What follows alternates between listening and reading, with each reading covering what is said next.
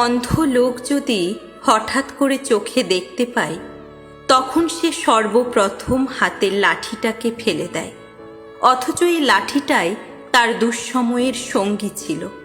আসলে প্রয়োজন ছাড়া কেউ কাউকে মনে রাখে না।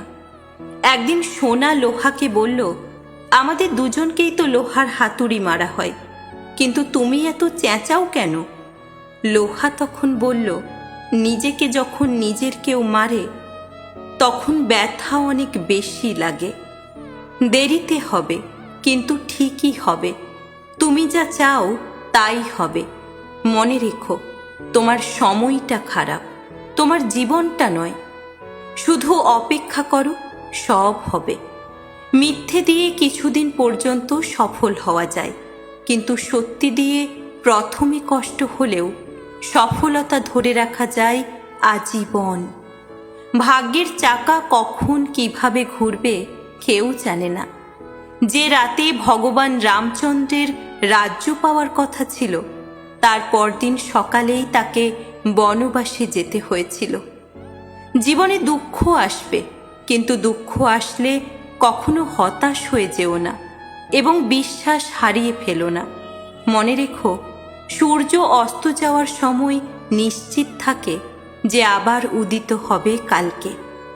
তুমি তাকে কখনো খোঁজো না যে পৃথিবীতে সুন্দর, বরং তাকেই খোঁজো যার জন্য তোমার পৃথিবীটা সুন্দর হবে।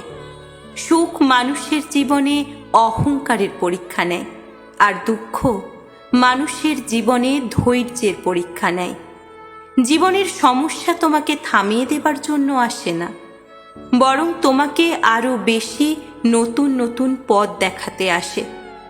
যখন দেখবে তুমি একা হয়ে যাচ্ছ, প্রিয় মানুষগুলো তোমাকে অবহেলা করছে, হতাশ বোধ করছো, অসম্মানিত হচ্ছ, তখন ভেবে নিও সফলতা তোমার অনেক কাছে চলে এসেছে। কারণ এই পৃথিবীতে তাকেই সবাই ঈর্ষা করে যে সফলতার দ্বার প্রান্তে দাঁড়িয়ে থাকে। এই পৃথিবীতে এমন কোনো ব্যক্তি নেই যার কোনো সমস্যা নেই, এবং এমন কোনো সমস্যা নেই যার কোনো সমাধান নেই।